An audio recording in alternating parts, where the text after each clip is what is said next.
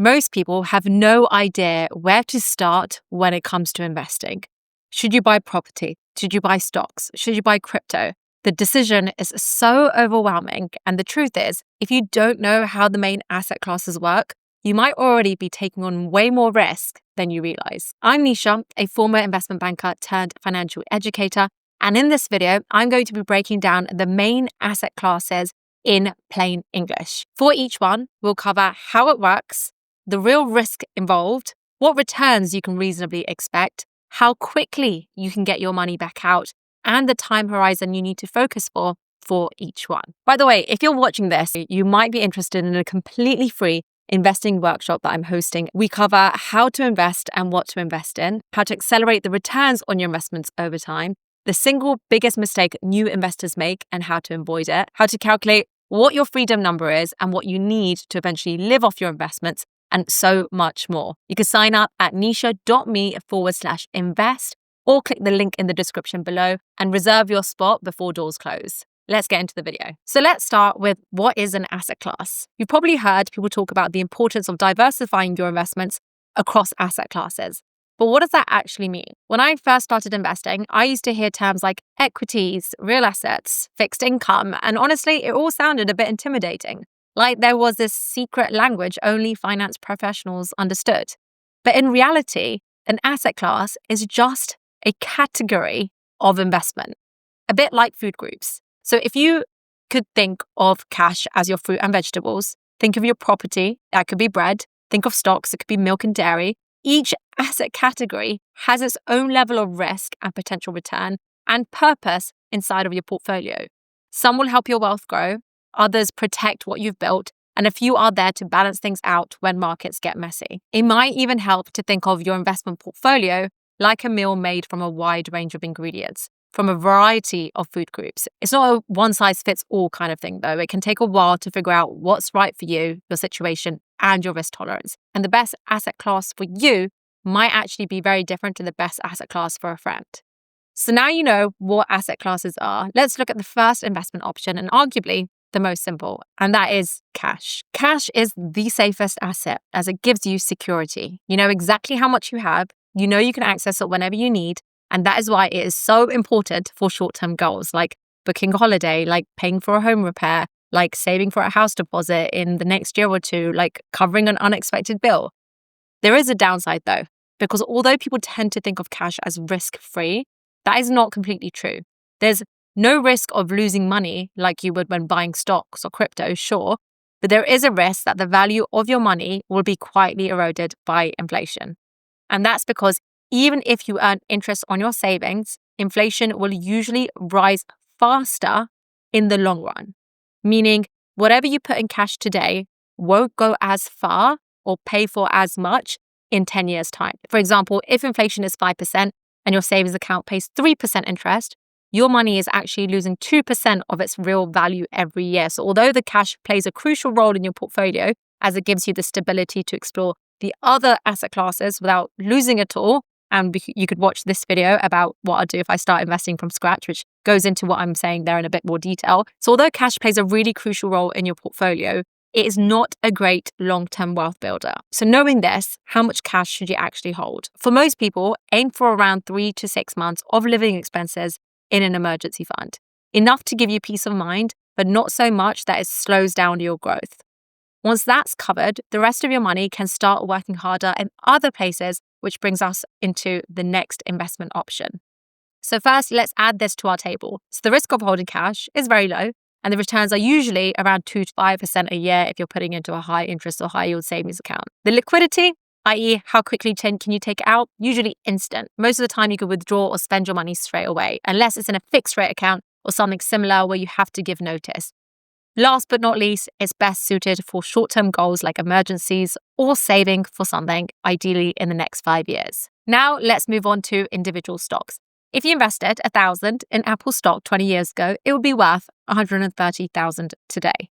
When we hear success stories like this, it's so easy to see why equities, that's the asset class that stocks fall under, are so popular. When you buy individual stocks, you're buying tiny pieces of real companies like Nvidia, like Tesla, like Unilever. You become a part owner, which means if the company grows and earns more money, your shares also increase in value. Some companies, they also pay out a portion of their profits to shareholders through dividends, giving you a small income on top of potential growth. The average stock market returns about 7 to 10% per year over the long term, but that figure reflects hundreds of companies.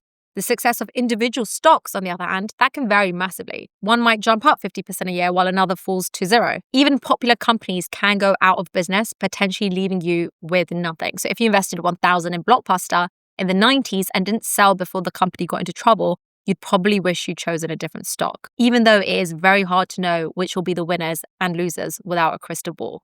That is why most people only buy individual stocks after they've already built a very solid base of diversified investments like index funds, which I'll explain in just a moment using one of my favorite analogies. But first, individual stocks can grow your wealth faster if you pick well, but they can also wipe out your gains if you don't. They're best treated as a small, higher risk portion of your portfolio. So think of them as something for long-term growth, but not for your financial foundation. So let's have a look at the table again. With individual stocks, the risk is higher because you're relying on the success of individual companies.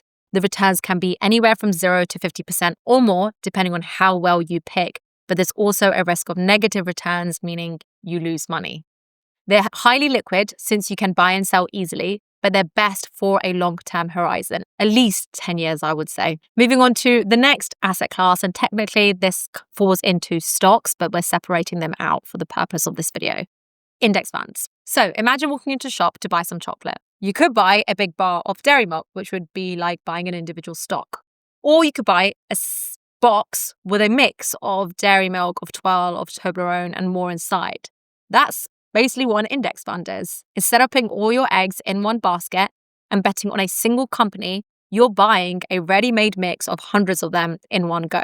There are lots of index funds to choose from, each one tracking a specific market, like the S&P 500 in the US or the FTSE 100 in the UK. So when the market rises, your investments rise too. But when it dips, your fund dips too. And because it's spread across so many companies, one bad performer doesn't ruin the whole box. To give you an idea of just how powerful that can be, the S&P 500 has returned an average of over 10% per year since 1957, even after every crash, every recession, and market panic along the way.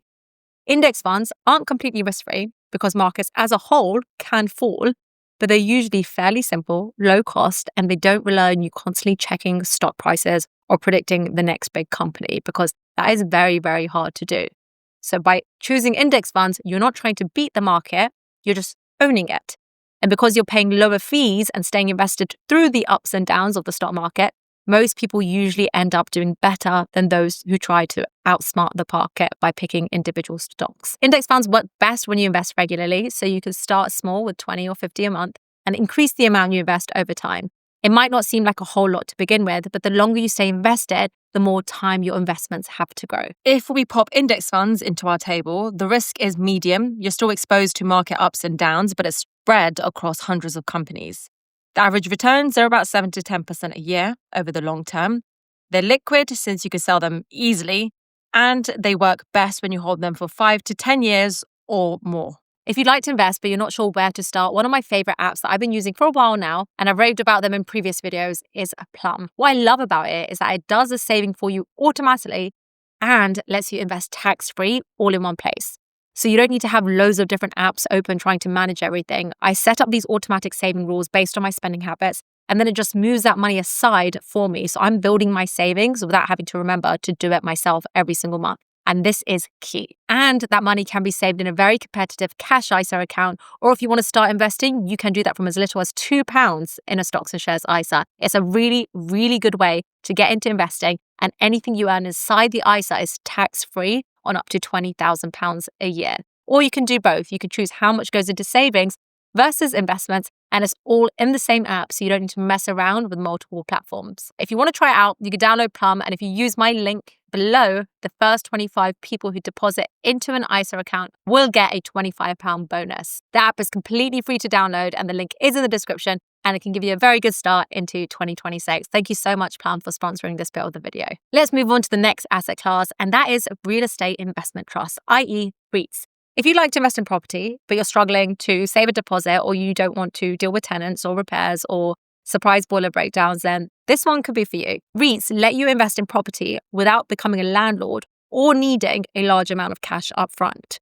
So when you buy shares in a REIT, you're buying a small slice of a company that owns and manages income-producing properties. So things like apartment blocks, like shopping centers, like hospitals, even data centers. So instead of saving up hundreds of thousands for a deposit, you can invest in property with as little as $50 or $100, pounds, euros, whatever the currency that you're investing in. REITs earn money through rent and property appreciation, and by law, most of them are required to pay out at least 90% of their portfolio to you as shareholders as dividends. And that's why they're often seen as a very great source of passive income. So to give you an idea of performance, the FTSE All Equity REIT Index, this one here, NA REIT, which tracks US listed REITs, has outperformed the S&P 500 over the past 20, 25, 30, 40, and 52-year period. But as the table below shows, stocks have been performing better over the last 10 years. REITs do come with risks though. Their prices can fall when interest rates rise because borrowing costs go up and investors look for better returns elsewhere. They're also affected by the property market itself. So if demand for real estate drops, your investment might too. So overall, REITs can be a great way to add assets to your portfolio that behave slightly differently from traditional stocks. They're especially useful if you want property exposure, but prefer to keep things hands off. So no mortgages, no tenants, no phone calls about leaking roofs or anything like that. Just steady income and potentially long-term growth too. So to summarize, let's put this into our table. REITs, the risk is medium since property values and interest rates can affect prices. The returns are usually around 8 to 12% a year, combining both income and growth. They have moderate liquidity and they tend to work best with a 5 to 10-year horizon. Moving on to gold. Gold has increased by 60% this year. It is one of the oldest and most trusted forms of investments in the world because it has a reputation for being a safe haven, which pretty much means it holds its value when other investments like stocks aren't doing so well. So unlike shares or unlike property, gold doesn't produce any income. It doesn't produce dividends. And its purpose isn't to grow wealth. It's more to protect your wealth. To give you an idea of how it's performed, it has delivered, according to the World Gold Council, an annual average return of around 8% since 1971. But that average actually hides big fluctuations because gold can go sideways for years and then suddenly go really high when global confidence drops. So I would say it's around 3 to 7% is more accurate representation of what you can reasonably expect. The easiest ways to invest are through gold ETFs, digital gold platforms, also by buying physical gold through gold bars or gold coins. And when you buy it physically, it just gives you that psychological reassurance of I can hold this in my hand, but it does come with storage and with insurance costs. So let's put this into our table. Gold is considered a low to medium risk asset, often used as a hedge against inflation, as a hedge against market turbulence. It's not there to help you get rich, but it is there to potentially help you stay rich. That's why a lot of investors keep around 5% of their portfolio in gold. It's the financial equivalent of comfort food. It's steady, it's familiar, it's there when things get tough. So again, to recap, it's around 3 to 7% average annual return you could expect over the long term. It's fairly liquid, especially if you invest through the digital platforms or ETFs. And it's ideal for a 5-year horizon or longer than that. And it's mainly there for stability and for protection. Okay, moving on to the next asset class, and that is crypto. Crypto is probably the most talked about asset out of all of these, and it's probably the most misunderstood asset out of all of these over the last decade. It is exciting, it is unpredictable, and for some people, it has been life-changing. But it's also one of the riskiest places you can put your money. So to explain what it is, at its core, cryptocurrency is just digital money, and it's secured by something called blockchain technology. So think of blockchain as a public record book that lives online, and it tracks every transaction made with a cryptocurrency. Because it's stored across thousands of computers, it's also almost impossible to alter or to fake. Part of crypto's appeal is that it represents a bet on the future of technology and on decentralized finance, which means that instead of needing a traditional bank to send money, to earn interest, to get a loan. You can do it all directly through digital platforms powered by code. Now, unlike pounds or dollars, it isn't controlled by any government or any central bank. And you can buy coins like Bitcoin, like Ethereum. You can store them in a digital wallet and you can sell them whenever you want. But the thing with crypto is that the swings are huge and you'll need a real stomach for volatility if you want to make it work for you. If adoption continues and regulation improves, it can very much play a much bigger role in the global economy. But at this moment in time, it is still speculative and it is high risk. So if you're curious, invest with caution, do your research, and don't put money into it that you can't afford to lose. So adding crypto to our table, let's see how it compares to the rest of our investment options. As you know, the risk is very high. Prices can move up to 20% in a single day. The returns, they can range anywhere. And I'm putting a number on this, but it could be even more drastic than this, minus 90% to over 500%, depending on the timing, when you get in, when you get out, how long you're there for. It's highly liquid, but it is a speculative investment, something to hold only if you can handle extreme volatility. And the final one, I just wanted to add this in because a lot of people ask me what exactly is it? Private equity. So private equity, it's about investing directly in private companies. So not in public companies that are listed on the stock market, in private companies that are not listed on the stock market. It's before they go public. And it's how venture capitalists and institutional investors can back businesses before everyone else can. And by venture capitalists, I mean people or firms who fund very early age startups in exchange for ownership. And institutional investors, it's like large organizations like pension funds or endowments that invest on behalf of others. So the upside with this, it can be huge. If the company grows or eventually lists on the stock market, if you're in there early, you can make a fortune. But the risk is just as high. Your money is usually tied up for years and there's no easy way to sell if things don't go as planned. And so because of that, private equity tends to suit experienced or high net worth investors who can afford to take long-term bets and wait for results. It is exciting. It can deliver incredible returns, but for most people, it's something to learn about later in your investing journey, not as a very first step. So I just wanted to cover that off rather than actually compare it side by side with the rest of the investment options. So those are the main investment options simplified side by side. You don't need to pile every single type of investment onto your plate at all. There's no point holding extremely high risk assets if you hate volatility. There's no point holding really safe assets if you want growth. Instead, you just need a mix that suits you, that suits your goals, that suits your timeline. And if you want to learn exactly how to do this, I'm hosting a completely free live workshop on January the 11th at 5 p.m. GMT. We go from everything from how to invest to what to invest in. This is the second time I'm hosting this workshop. We held it in October and everyone loved it, so I'm doing it again. You can sign up completely for free. The link is in the description and I hope to see you there.